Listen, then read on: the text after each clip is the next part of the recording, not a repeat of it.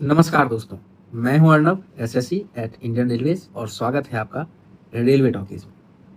तो दोस्तों, अगर आप भी इंडियन रेलवेज में करेंटली वर्किंग हैं और चाहते हैं कि आपका भी अपग्रेडेशन हो पोस्ट का, आप भी ऊंचे पोस्ट पे काम करें as per your qualifications, as per your stamina, तो आपके लिए दोस्तों जीडीसी 2026 एक बहुत ही सुनहरा अवसर है फ्रेंड्स। ये दोस्तों आपको बाहर का जो कंपटीशन है, लाखों बच्चे जहां अप्लाई करते हैं, उससे सेव करता है और आप इंटरनल एग्जाम देके अपने पोस्ट को आराम से अपग्रेड कर सकते हो। बहुत सारी पोस्ट यहाँ पे पब्लिश होती हैं, जैसे कि आपका एनटीपीसी के अंदर कुछ ग्रेजुएट वाली पोस्ट हैं, जैसे कि एसएम है, गुड्स गार्ड हैं, उसके बाद आपके कुछ कमर्शियल क्लर्क्स हैं, या फिर आपके ट्रैफिक अप्रेंटिस में भी आते हैं। ये सब पोस्ट जैसे कि नॉन ग्रेजुएट वाले हुए, कुछ पोस्ट ग्रेजुएट वाले होते हैं। फिर अगर आपने डिप्लोमा या आईटीआई कर रखा है तो आपके लिए एएलपी का पोस्ट आता है, डिप्लोमा वालों के लिए जूनियर इंजीनियर का पोस्ट आता है। तो दोस्तों बहुत सारे पोस्ट होते हैं, कुछ पोस्ट मेडिकल डिपार्टमेंट के भी आते हैं, जैसे फार्मासिस्ट हो गए। तो a number of categories are there, जहाँ की आप एज पर योर क्वालिफिकेशन, अगर आप ग्रेजुएट हो, डिप्लोमा हो, आईटीआई हो, तो आप उसमें अप्लाई कर सकते हो। और सबसे खास बात क्या है फ्रेंड्स, कि अगर आपने रेलवे ट्रेनिंग करके कंप्लीट कर लिया, अपना पोस्टिंग आपको मिल गई है, तो कोई समय सीमा नहीं है। ऐसा कुछ भी नहीं है कि आपको 2 साल काम करना ही पड़ेगा तभी आप जीडीसी के लिए एलिजिबल होगे। ये पहले, बहुत पहले रूल था, अब ये रूल हटा दिया गया है। आपने ज्वाइनिंग ले ली, इसका मतलब ये है कि आप जीडीसी के लिए एलिजिबल हो। बस आपके लिए रिक्वायर्ड क्वालिफिकेशन होना चाहिए आपके पास। तो दोस्तों, आपके लिए ये बहुत ही सुनहरा मौका हो सकता है, क्योंकि अभी ही लास्ट वीडियो में मैंने डिस्कस किया था कि 2 ऐसे जोन हैं, एससीआर है और एक और जोन है एसडब्ल्यूआर, शायद वहां पे ऑलरेडी पब्लिश हो चुका है नोटिफिकेशन। जो दोस्तों इस बार आया हुआ है जीडीसी का, इसमें आपका पैटर्न चेंज हो गया है। पैटर्न चेंज हुआ है मतलब कि आपके जो कंबाइंड जो टेस्ट होने वाला है वो सिंगल स्टेज हो गया। पहले डबल स्टेज होता था, ये अब सिंगल स्टेज हो गया। आपके लिए ही बहुत बड़ी खुशखबरी है। सिंगल स्टेज टेस्ट देंगे, उसके बाद या तो आपका डीबी वाला पोस्ट है तो डीबी मेडिकल होगा, नहीं तो सी बैट होगा, सी बैट के बाद डीबी मेडिकल होगा। तो जैसा आपका पोस्ट है उस हिसाब से आपका एग्जाम होगा। तो सिंगल स्टेज में दोस्तों पैटर्न चेंज जो हुआ है, मैं नए पैटर्न के हिसाब से किस किस पोस्ट के लिए क्या क्या आपको पढ़ना चाहिए, कैसे पढ़ना चाहिए, तैयारी कैसी होनी चाहिए, और आपका जो है बेस्ट बुक्स क्या रहेंगे, क्योंकि कम बुक पढ़ के ज़्यादा अच्छा रिजल्ट आए, यही आपका टारगेट होना चाहिए। मार्केट में बहुत सारे बुक्स अवेलेबल रहते हैं, मगर कुछ ऐसे बुक्स हैं जो रेप्यूटेड हैं और बार बार रिजल्ट देते हैं। तो चलिए एक एक करके सारे ही पोस्ट के लिए हम लोग यहाँ पे दोस्तों डिस्कस करेंगे। अगर दोस्तों सबसे पहले हम लोग स्टेशन मास्टर एनटीपीसी के पोस्ट की बात करें, अगर एसएम और गुड्स गार्ड में आपको जाना है फ्रेंड्स, तो आपके लिए सबसे पहली बात मैं बता दूं कि मेडिकल क्राइटेरिया आपके पास A2 होना चाहिए, A2 होना चाहिए, और आपके पास डिग्री होनी चाहिए किसी भी रिकॉग्नाइज्ड यूनिवर्सिटी से, किसी भी रिकॉग्नाइज्ड यूनिवर्सिटी से आपके पास बस डिग्री होना चाहिए, ठीक है। नॉन टेक्निकल भी डिग्री हो सकती है और टेक्निकल भी हो सकती है। वहीं अगर दोस्तों अगर एएलपी की बात करें, तो यहाँ पे आपको matriculation plus ITI, matriculation plus ITI हो। बहुत सारे ट्रेड होते हैं आईटीआई के, जैसे फिटर है, हीट इंजन है, इंस्ट्रूमेंट मैकेनिक है, टर्नर वायरमैन, जिसमें भी आपका है एक आईटीआई आपको रहना चाहिए।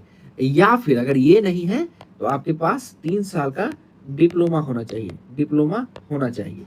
या फिर आप अगर इंजीनियरिंग भी किए हुए हो, इंजीनियरिंग भी किए हुए हो, बीटेक या फिर बीई किए हुए हो, फिर भी आप एलिजिबल यहाँ पे हो जाएंगे। ये नया नोटिफिकेशन जो 2015 का आया था, उसमें बताया गया था कि बीई बीटेक वाले भी एएलपी के लिए एलिजिबल हैं।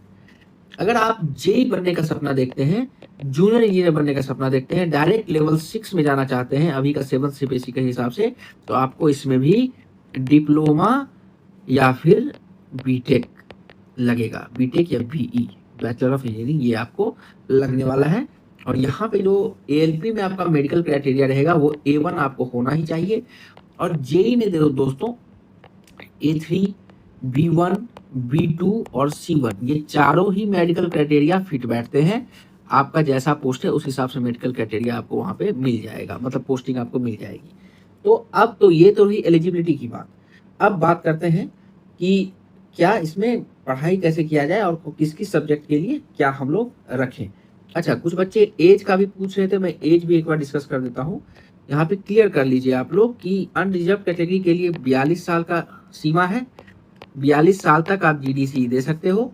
वहीं पे अगर ओबीसी की बात करें तो ये आप 45 साल तक दे सकते हो। जितने भी कर्मचारी हैं रेलवे के सबके लिए है ये। एससी एसटी अगर आप हैं तो 47 साल तक ये उम्र सीमा रहती है दोस्तों।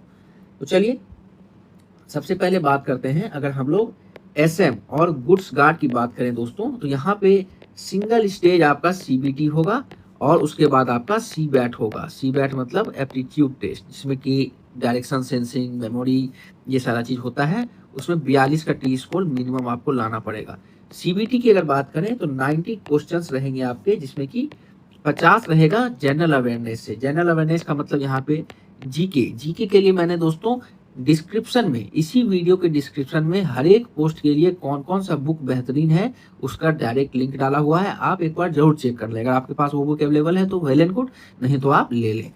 तो जीके के लिए यहाँ पे मैं 2 रिकमेंड करूंगा। एक तो है आपका अरिहंत का मनोहर पांडे, अरिहंत का मनोहर पांडे, और जिन्होंने लूसेंट पर रखा है तो वो लूसेंट से ही कंटिन्यू करें। और करंट अफेयर्स के लिए रेलवे के लिए बेस्ट बुक होती है स्पीडी की, इसको आप रेफर करें। अच्छा, ये जनरल अवेयरनेस सिर्फ एसएम गुड्स कार्ड में नहीं, और भी कैटेगरी ऑफ एग्जाम में रहते हैं, सबके लिए सेम ही रहेगा ये बुक, ठीक है।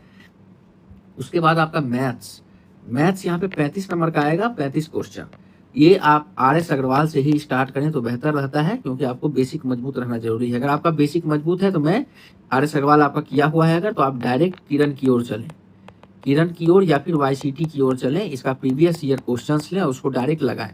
फिर कॉन्सेप्ट क्लियर है तो डायरेक्ट प्रीवियस ईयर क्वेश्चंस लगाओ, ठीक है। 10,000 क्वेश्चंस के आते हैं, उसको आप लगाइए, आपके लिए बेहतरीन रहेगा। जीडीसी हो या ओपन डिपार्टमेंटल एग्जाम हो, सारा ही आपके लिए ये कवर हो जाएगा। आप 1 से 2 एग्जाम दे पाओगे। अगर जनरल इंटेलिजेंस एंड रीजनिंग की बात करें तो यहाँ पे मैं अरिहंत या फिर YCT या फिर किरण, तीनों ही बेहतरीन बुक्स पब्लिश करते हैं।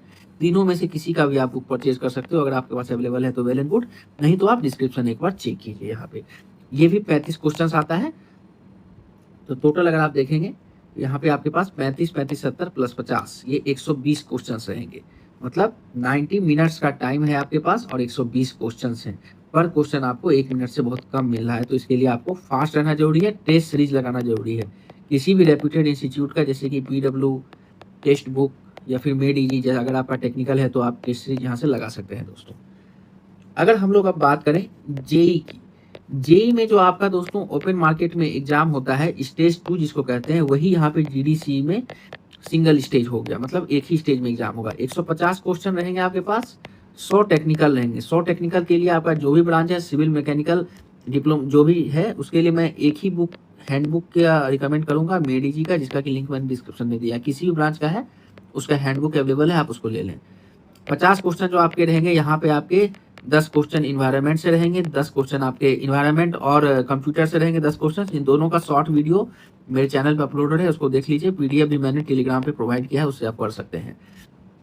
उसके बाद आपका यहाँ पे 15 क्वेश्चन साइंस से रहेगा, जिसमें कि केमिस्ट्री और फिजिक्स आता है। तो इसके लिए मैंने अरिहंत की एक पीली वाली बुक आती है 6 to 12 साइंस NCERT, उसको रिकमेंड किया है। वही आप पढ़ लीजिए, आपका सारा क्वेश्चन बनेगा, कुछ छूटने वाला नहीं है।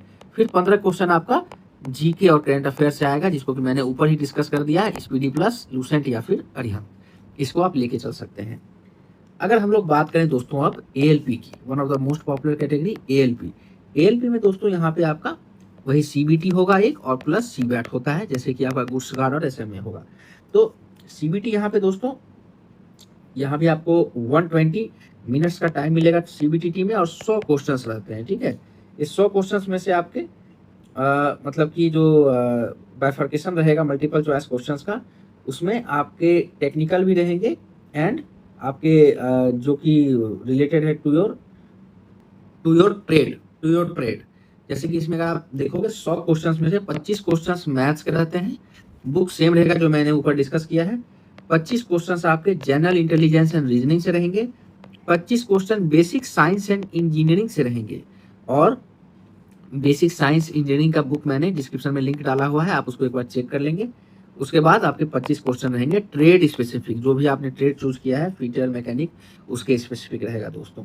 एक चीज आपको ख्याल रखना है कि जितने भी एग्जाम्स होंगे अब GDC के, यहाँ पे भी 1/3 नेगेटिव मार्किंग एप्लीकेबल है दोस्तों। और यहाँ भी अगर मोर देन 1 शिफ्ट में एग्जाम होता है तो नॉर्मलाइजेशन भी एप्लीकेबल रहेगा, और आपके जो भी प्रोसेस हैं टीवी मेडिकल के जैसे ओपन मार्केट में एग्जाम में होता है वही फॉलो किया जाएगा। बस आपका कंपटीशन छोटे सर्कल में होने वाला है, मतलब कि कम बच्चों के साथ आप कंपटीशन, लोअर कंपटीशन में आप एग्जाम निकालने का आपको मौका मिल रहा है। तो इस सुनहरे अवसर को जरूर आप उपयोग करें और अपना पोस्ट अपग्रेड करें। और भी कुछ कंफ्यूजन है तो आप कमेंट में पूछ सकते हैं, मैं आपका कंफ्यूजन जरूर क्लियर करूंगा दोस्तों। तब तक के लिए धन्यवाद, फिर किसी नेक्स्ट वीडियो में मिलेंगे आपके साथ।